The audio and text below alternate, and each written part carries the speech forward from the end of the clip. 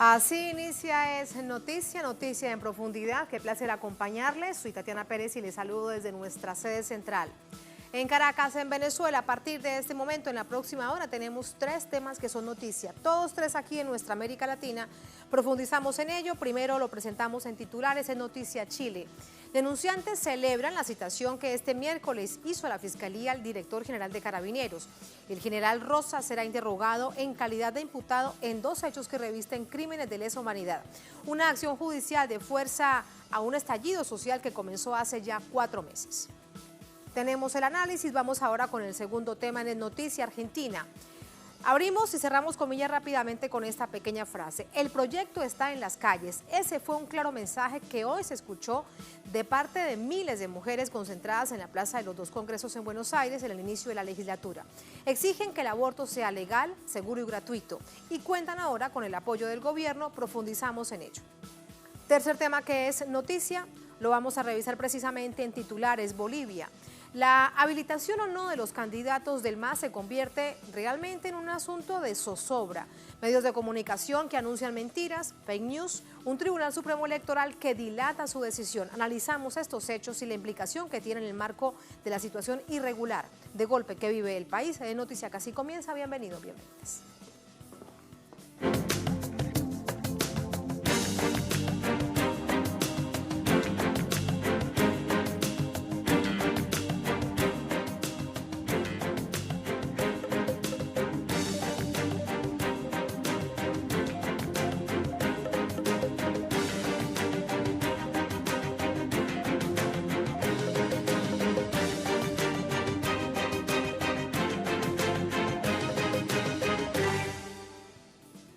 En Noticia Chile, a 4 meses del estallido que mantiene el país en una sostenida efervescencia social, la Fiscalía citó e imputará al comandante de Carabineros Mario Rosas en respuesta a numerosas querellas por crímenes de lesa humanidad.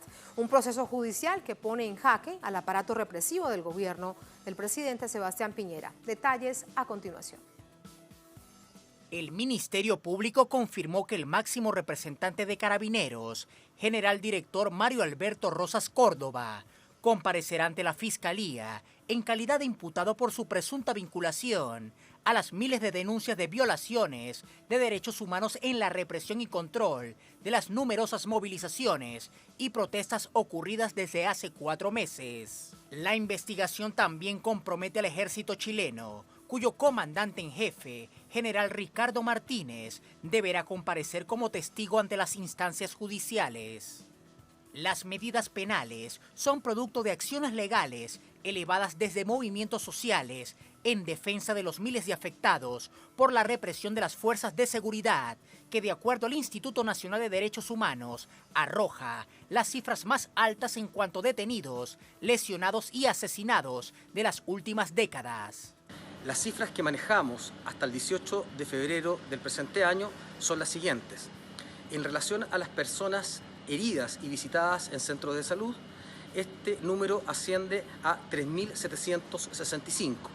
De estas personas hemos registrado a 445 personas con daños oculares o lesiones oculares producto de la acción policial. Además, hemos registrado y visitado en comisaría a 10.365 personas que han sido privadas de libertad en relación al conflicto social. Los manifestantes en las calles desde el pasado 18 de octubre equiparan la actual política represiva del gobierno con la aplicada por el exdictador Augusto Pinochet. Hizo a Jesús. Como somos discípulos y discípulas de él, queremos encarnar esta vida del pueblo que sufre, la de los mutilados, la de los torturados, la que también han sido detenidos de forma ilegal, compartir la misma suerte que corrieron ellos y que han corrido. Es una agrupación que tiene herencia, la experiencia de lo que fue la dictadura militar en su momento en Chile. A falta de una salida a la crisis política y social, organizaciones políticas, movimientos populares y líderes sociales aseguran que continuarán en la lucha por defender derechos políticos y sociales indispensables para el ejercicio democrático. Vamos a entrar con el análisis. Para ello nos acompaña Cristian Cruz. Él es abogado, especialista en derechos humanos, nos acompaña desde Chile. Abogado, ¿cómo está? Buenas noches. Muy buenas noches, Tatiana, y también para los televidentes. Muchas gracias. Dice hoy la siguiente información. El general director de Carabineros es apuntado como responsable, autor o encubridor en al menos 2 denuncias por crímenes de lesa humanidad que investiga precisamente la Fiscalía Regional de Valparaíso. ¿A qué tipo de denuncias se hace referencia? ¿Por qué se enmarcan algo tan grave como crimen de lesa humanidad, abogado? Se enmarca en crimen de lesa humanidad, dada el contexto, es decir, el número de víctimas, que aquí ha habido una constante, una sistematicidad por parte de los órganos del Estado de Chile, en particular la policía uniformada, la policía de Carabineros, policía que fue un soporte fundamental durante la dictadura y que hoy día está actuando de la misma manera que lo hizo su rama más represiva, que eran fuerzas especiales durante la dictadura. Es decir, hoy día vemos cómo estos carabineros, utilizando vehículos institucionales y los demás medios, arremeten contra la población civil mayoritariamente desarmada. Y cuando digo mayoritariamente desarmada, la que está armada que serán piedras contra vehículos blindados, donde efectivamente no hay ni un policía que haya sufrido ningún ataque armado, ni mucho menos. Y esto es importante porque eso es lo que nos quieren hacer creer. De hecho, recordemos las palabras del presidente de la República, que estamos en guerra. O sea, la única guerra es sacar a las Fuerzas Armadas y Carabineros a la calle contra una población desarmada que reclama, sin lugar a dudas, con fuerza y en algunos casos con violencia, por el derecho a una vida digna, por el derecho a la salud. Bueno, pero volviendo a su pregunta, es inequívoco el rol dado que Carabineros se trata de una entidad militarizada, jerarquizada, y donde incluso un miembro del alto mando, un general, dijo: nosotros, por el cuerpo de Carabineros, sostenemos el Estado de Derecho en la calle. Lo que quiere decir, nosotros sostenemos este gobierno. Entonces, en definitiva, los crímenes son cometidos en su gran mayoría por funcionarios policiales, obedeciendo una orden presidencial de contener, de retener al pueblo en sus manifestaciones, a la sociedad civil desencantada, y para eso no hay miramientos y sobre todo no hay una proporcionalidad en el uso de la fuerza. Son cientos de personas dañadas en su zona ocular, tenemos muertos, tenemos torturados, tenemos hombres y mujeres violados, abusados sexualmente por carabineros, como no se veía desde la época de la dictadura de Pinochet, efectivamente. Cuando usted nos habla de todos estos casos, le pregunto además si se presentará esta querella en términos de la denuncia que deberá ahora la fiscal de la región de Valparaíso profundizar. Por ejemplo, el caso de las personas con pérdidas oculares, más de 450, según el Instituto Nacional de Derechos Humanos. ¿Será visto de esta manera en su conjunto para tratar de entender la dimensión de la gravedad? Bueno, eso es lo que esperamos. A ver, primero comentarle que, por ejemplo, este abogado con el cual usted hoy día está hablando presentó una querella por don Alex Núñez, que fue asesinado a golpes especialmente puntapiés por parte de Carabineros en una comuna cercana a Santiago, a 20 minutos en carro, en coche, donde incluso Carabineros ha reconocido, aunque sin dar nombre, la participación de funcionarios de la institución, y por lo mismo nosotros presentamos una querella como familia contra quien resulte responsable, obviamente dirigida a personal de Carabineros. Ahora, estas querellas que han presentado otros colegas en nombre de organizaciones y de víctimas ven la represión desde un punto de vista más global. O sea, no se fijan solo en el caso que le acabo de comentar, del señor Alex Núñez, o de una o dos personas que han sufrido el ataque en su zona ocular o violación, sino ven esto de manera sistemática, masiva, como un órgano del Estado actuando y arremetiendo, violando sistemáticamente los derechos humanos. Entonces, ¿cómo va a tomar esto la Fiscalía? Porque por un lado, una fiscal está investigando estas querellas, mientras otros fiscales están investigando por separado algunos de los crímenes perpetrados por Carabineros, y de los cuales nosotros obviamente sabemos, no tenemos ninguna duda, tiene responsabilidad no por mano propia del general director, sino en su función de rol o mando, que obviamente fue bajando estas órdenes y donde quizás se pudo no haber enterado lo que ocurría el día 1, el día 2, el día 3, pero ya llevamos 120 días, y donde constantemente los medios de prensa alternativos,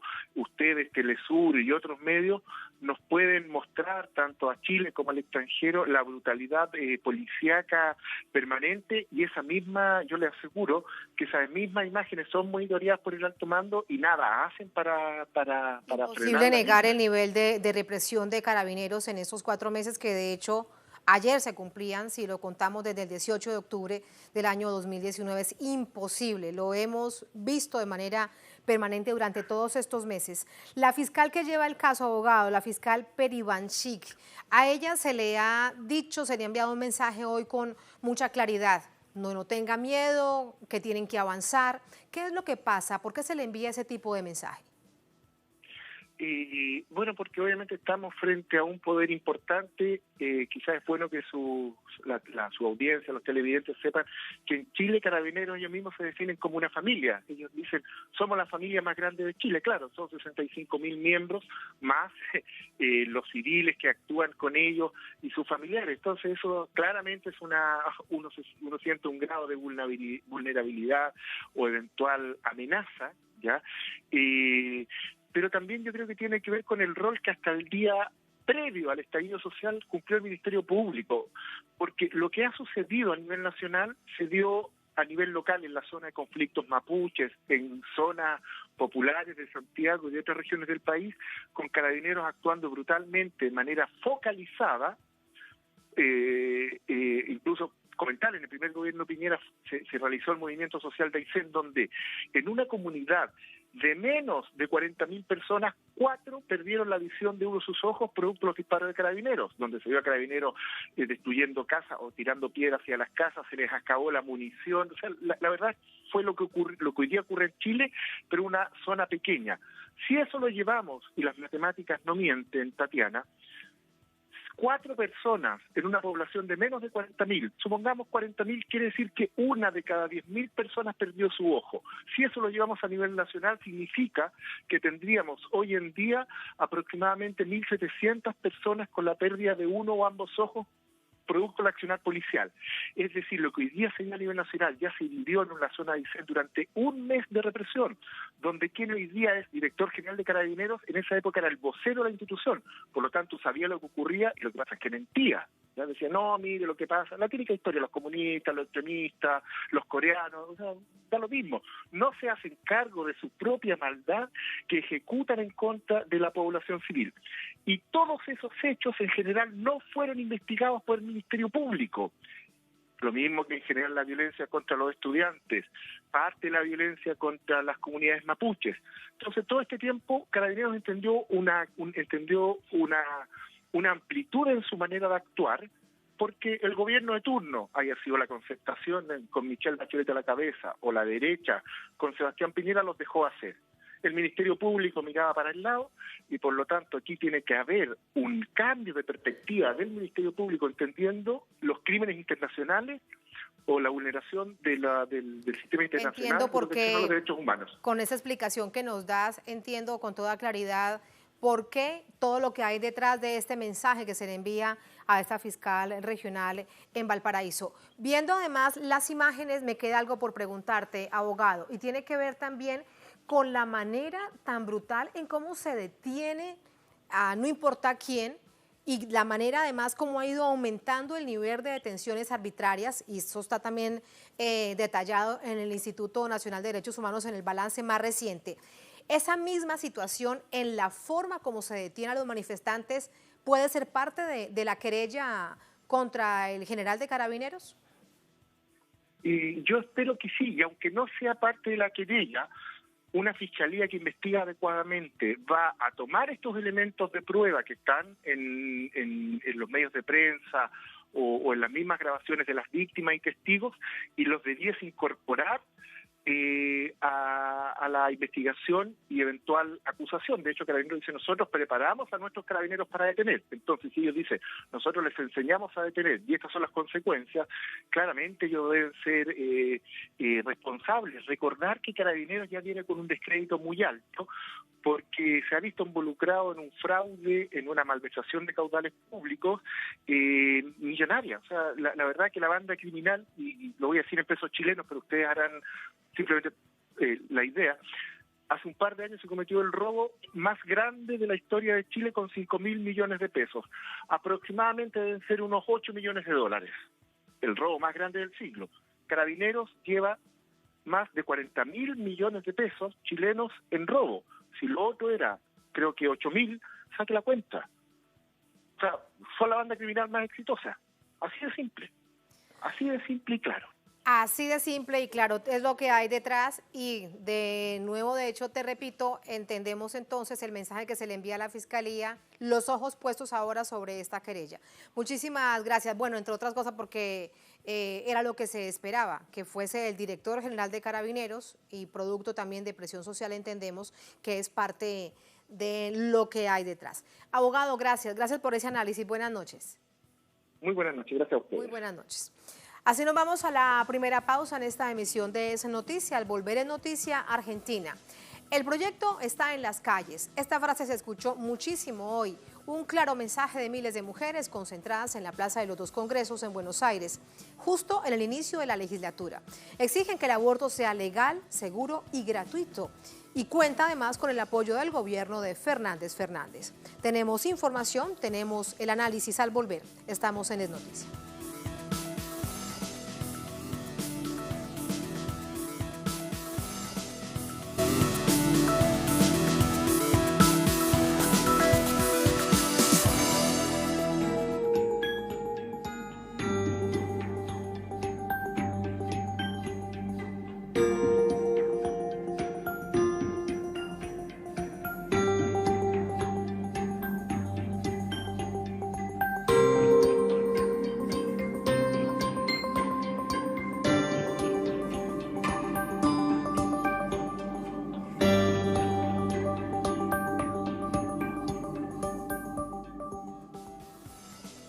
En Noticia Argentina, el reclamo por el derecho al aborto legal, seguro y gratuito retoma las calles en el país. Mientras que representantes de la Iglesia Católica hacen esfuerzos por impedir ese escenario, el presidente de la Nación, Alberto Fernández, ha dicho estar dispuesto a convertirlo en ley por tratarse de un asunto, de un problema de salud pública. Detalles a continuación. Movimientos feministas y organizaciones encabezan este miércoles un pañuelazo federal para exigir la aprobación del proyecto de ley de interrupción voluntaria del embarazo, con actividades en todo el país y una masiva concentración frente al Congreso Nacional en Buenos Aires. Piden que sea tema de debate en la apertura de las sesiones legislativas el próximo 1 de marzo. Es un avance de derechos, a esta altura es innegable que el aborto se tiene que aprobar, el proyecto de aborto. Si no es este año va a ser el siguiente, y si no el siguiente, no le vamos a aflojar. Así como fuimos avanzando en la consolidación y en ganar un montón de derechos, este es una deuda. En contraste, la Conferencia Episcopal Argentina convocó a una misa en contra del proyecto y en supuesta defensa de la vida para el próximo 8 de marzo, Día Internacional de la Mujer. Para el presidente Alberto Fernández es precisamente un tema de salud pública. Durante una gira por Europa y luego de reunirse con el Papa Francisco a inicio de este mes, dijo que enviará al Congreso el proyecto de despenalización del aborto. Es un compromiso adquirido por Fernández desde la campaña electoral, siendo los movimientos feministas uno de sus bastiones políticos. Hay quien siente que legalizar el aborto lo vuelve obligatorio. Y no es obligatorio para nadie. No es obligatorio para nadie. Y lo que sí es un tema que debemos resolver desde el mundo de la salud pública. Porque lo que no podemos es poner en riesgo la salud de la mujer que decide abortar. Y eso yo no vivo en paz con mi conciencia, sabiendo que una mujer tal vez necesita practicarse un aborto, no tiene las condiciones de asepsia para pagar, no tiene las condiciones económicas para pagar ese aborto y termina en manos de un curandero que con una aguja la termina lastimando y a veces matando. En Argentina, el aborto se castiga con penas de entre 1 y 4 años de cárcel, excepto en casos de violación o de riesgo para la vida de la mujer. En junio de 2018, La Cámara de Diputados aprobó el proyecto de ley para la interrupción voluntaria del embarazo de manera legal, segura y gratuita, pero el Senado lo rechazó. Porque hoy no estamos proponiéndole una alternativa a un problema que existe. El problema del aborto existe en la Argentina. Sucede. Estemos o no estemos de acuerdo, sucede. Y hay que darle una respuesta como legisladores. No les gusta esta respuesta, discutamos otra. Según organizaciones feministas, en la Argentina se practican cerca de 500.000 abortos clandestinos cada año. Es decir, más de una mujer muere a diario por la clandestinidad y las precarias condiciones sanitarias en que se realiza el procedimiento.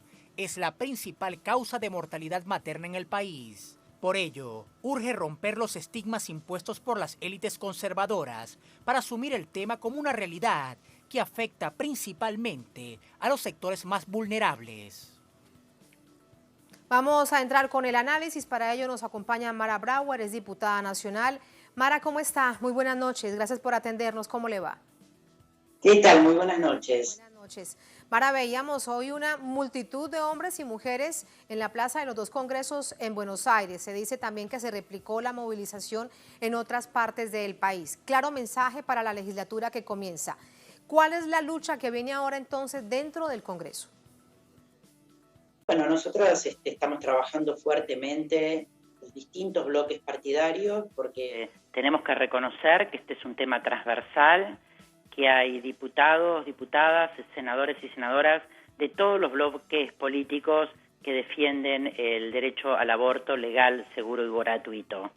Como ustedes bien decían en el informe antes de que yo hable, esta vez tenemos una oportunidad histórica porque nos acompaña el Poder Ejecutivo en el deseo de que sea legal.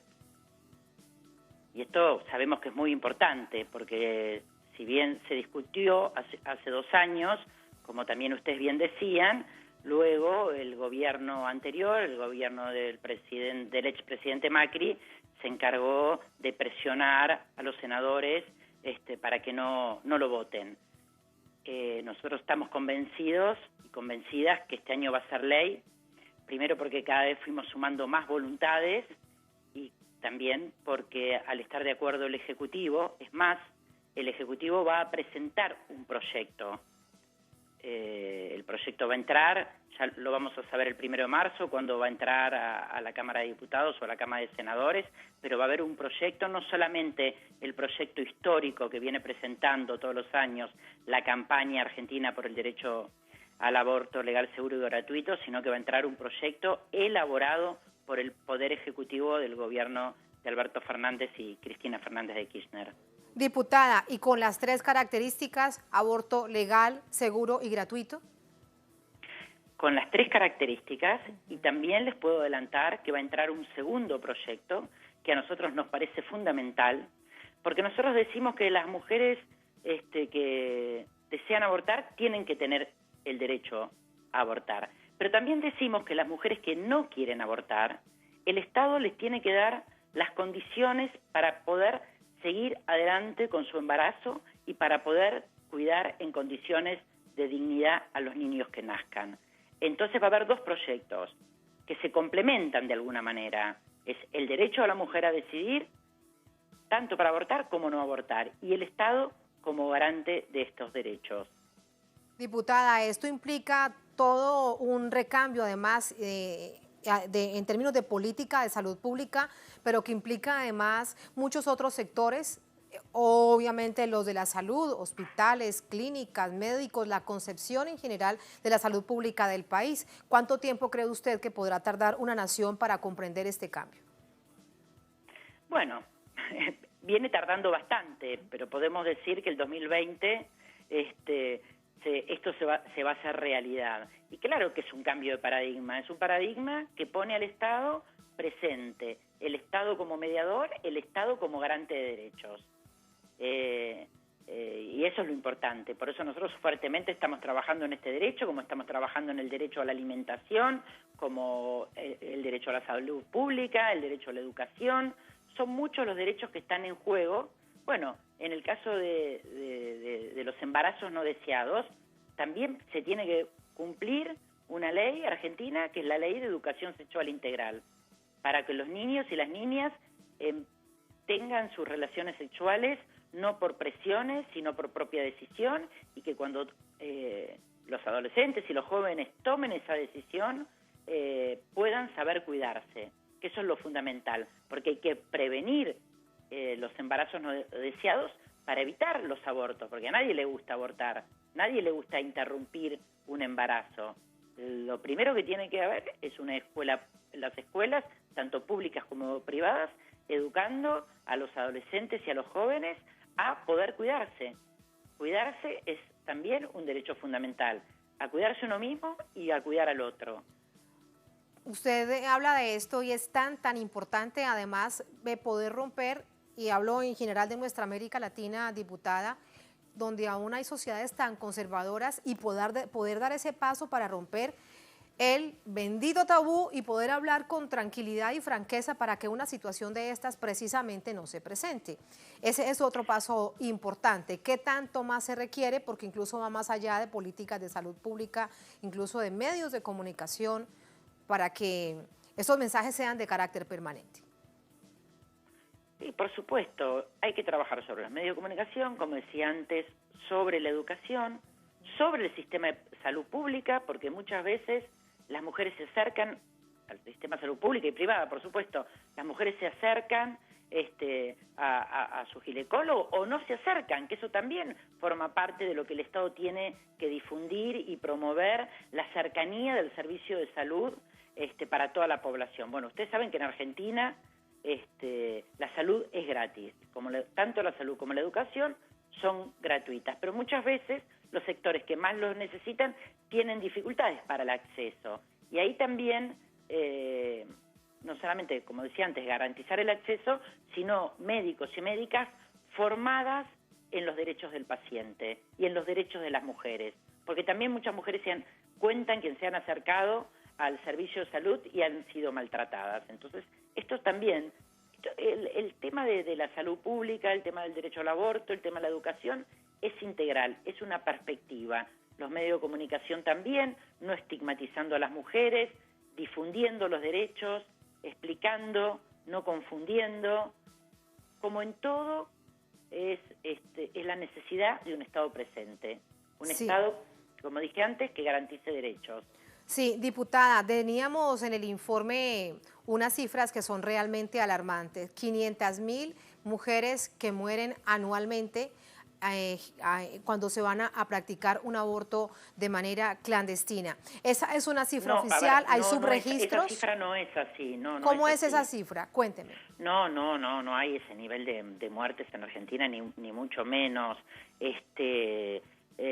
Obviamente cada vez las muertes por abortos clandestinos, que por supuesto las hay, creo que el año pasado el número aproximado fueron de 60 muertes, pero no solo porque ustedes saben que a partir del descubrimiento del misoprostol como una droga que permite un aborto en condiciones de mayor seguridad, y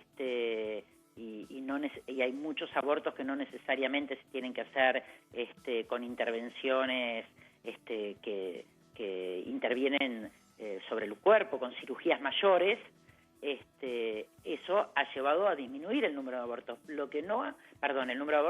número de muertes por aborto. Sí, discúlpame que yo fui la que se equivocó, diputada. Se practican, según organizaciones feministas, cerca de 500.000 abortos clandestinos. Sí, es muy importante revisarlo. De hecho, por eso me fui a nuestra nota para dar la claridad de hecho. Sí, fue horrible. No sería una catástrofe. Lo que sí pasa muchísimo es que los abortos clandestinos, tanto sea con la mala aplicación del misoprostol, como también las mujeres que ignoran o no pueden acceder a ese medicamento, porque este medicamento, como no se le puede recetar a una mujer para hacer aborto, porque el aborto está permitido, está el comercio ilegal del misoprostol, las mujeres no saben cómo aplicárselo, o los casos extremos, como las mujeres que se ponen perejil o se ponen una aguja, y eso no solamente lleva muertes, sino que también lleva en el caso de que la mujer no fallezca, a graves problemas de salud.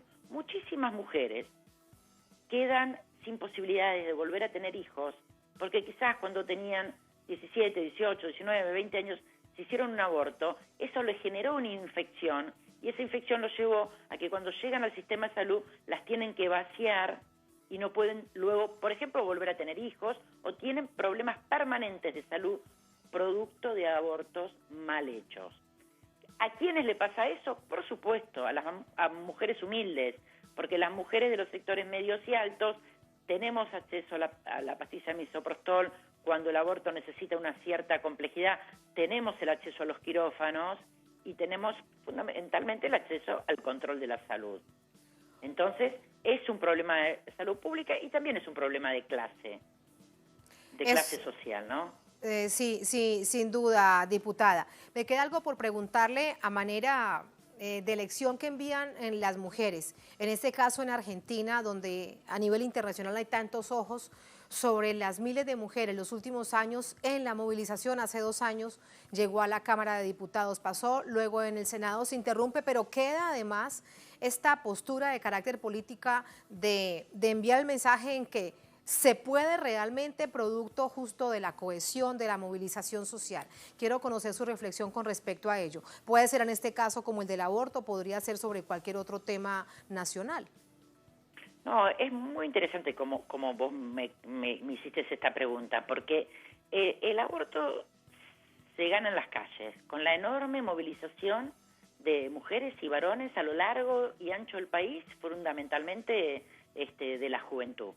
Pero con eso no alcanza, eso lo sabemos. En Chile hay en este momento muchísimas manifestaciones y sin embargo el gobierno no transige en los temas económicos, en el tema del derecho a la educación pública, ¿sí? Entonces acá lo que está sucediendo en Argentina, que es la movilización pública más un gobierno nacional y popular que atiende y escucha el reclamo de la ciudadanía argentina.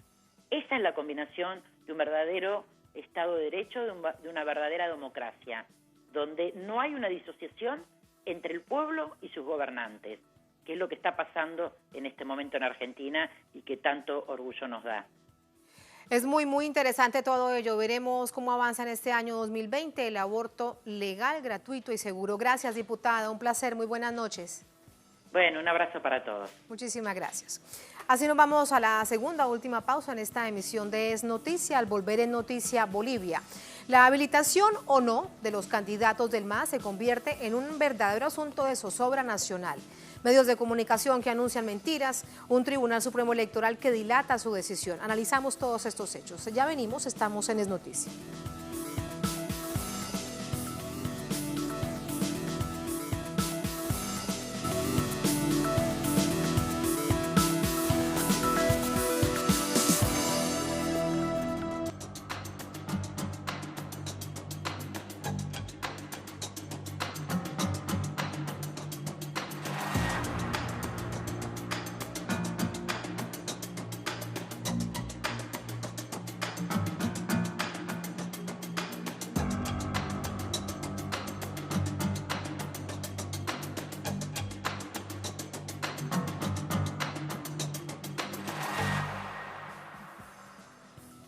En Noticia Bolivia, la prensa nacional jugó a la especulación sobre la decisión en manos del Tribunal Supremo Electoral respecto a las candidaturas de representantes del movimiento al socialismo.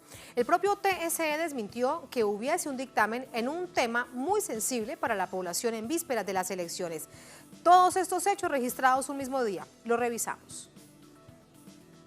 Medios vinculados a la derecha boliviana generaron incertidumbre en relación a la supuesta inhabilitación del expresidente Evo Morales como aspirante al Senado por Cochabamba y del candidato por Potosí, Diego Pari. Temprano este miércoles, el portal El Deber daba por hecho en un titular las supuestas inhabilitaciones de Evo Morales y Diego Pari, aludiendo a una presunta fuente dentro del MAS que no identificaron. En el texto afirmaban que después de un prolongado debate, la Sala Plena del Tribunal Supremo Electoral había tomado la decisión. Página 7 hizo lo propio al titular. El TSE inhabilita la candidatura de Evo. Horas más tarde, eliminaron la publicación sin hacer ninguna rectificación o aclaración. El fake news fue replicado por varios medios de derecha internacionales sin confirmar la información. El presidente del ente comicial, Salvador Romero, tuvo que pronunciarse para desmentir a los medios. Indicó que la medida de inhabilitación no ha sido tomada. Él continúa en proceso de análisis y de evaluación todas las demandas de inhabilitación que han sido presentadas ante el tribunal, que nuestro compromiso es poder resolverlas en el plazo más breve posible para darle certeza a la ciudadanía, pero que todavía no se ha tomado ninguna decisión sobre ninguna candidatura que está siendo analizada, que todas las candidaturas que han sido impugnadas continúan en proceso de análisis y en proceso de revisión. El presidente del TCE agregó que el proceso de revisión de las impugnaciones puede demorar varios días, situación que suma incertidumbre, en tanto la espera se presta a manipulaciones que pudieran incidir en los resultados de los comicios pautados para mayo. En Twitter, el candidato a la presidencia Luis Arce denunció que el TCE está dando un golpe a la democracia. Quitar el derecho político a nuestros candidatos es un golpe a todas y todos los bolivianos habiliten la democracia. Por su parte, el expresidente Morales escribió: no podemos construir una democracia fuerte sobre la base de injusticias. Basta de bolivianas y bolivianos perseguidos y enjuiciados. Basta de dictadura. Habiliten la democracia para todas y todos. Ante la postergación de los anuncios del órgano electoral, la defensa de Evo Morales señalaron en un comunicado que el líder indígena reúne todos los requisitos jurídicos para ser candidato a senador por el departamento de Cochabamba. La víspera, el MAS se declaró en estado de emergencia frente a la posibilidad de que inhabiliten a sus aspirantes. Denuncian que la acción respondería a motivos políticos y representaría vulneración de los derechos sociales, desconociendo las leyes del Estado plurinacional. La derecha golpista deja a la vista sus intenciones de sembrar caos social mediante todos los medios a objeto de mantenerse en el poder. Son hechos que analizamos de inmediato. Para ello nos acompaña Juan Carlos Pinto, es analista político, experto en temas electorales, nos acompaña desde Bolivia. Juan Carlos, ¿cómo está? Buenas noches. ¿Qué tal? Muy buenas noches. Un saludo fraterno desde Bolivia. Muchas gracias. Teníamos, antes de iniciar esta conversación con usted, un hilo, una cronología de lo que sucedía desde hoy temprano en la mañana hasta finalizar el día con el comunicado de los abogados internacionales del expresidente Evo Morales. Y quiero comenzar por donde precisamente inició el día. El titular y la información que daba primero el diario El Deber. ¿A qué es lo que le estaba apostando este medio de comunicación? Bueno, este y otros medios, bueno, la mayoría de los medios que hoy son oficialistas, que son parte de este proceso, entre comillas, de transición golpista, están apuntando básicamente a descolocar justamente un instrumento político que ha mostrado con la última encuesta o la primera encuesta que se hizo pública, de que tiene mucho músculo, mucho más músculo que el incipiente oficialismo que hoy pretende, a través del golpe, hacerse del poder. Creo que es un primer aspecto. Un segundo aspecto tiene que ver mucho en que se hace una especie de globo de ensayo a través de los medios de comunicación para tensar las fuerzas, sobre todo movilizadas, de los sectores de las pititas, sectores parapoliciales que tenemos en las ciudades hoy desplegados, para generar una condición adversa de presión sobre los tribunales electorales departamentales y nacionales, que están acosados de alguna manera por estos sectores y amenazados para cumplir sus condiciones.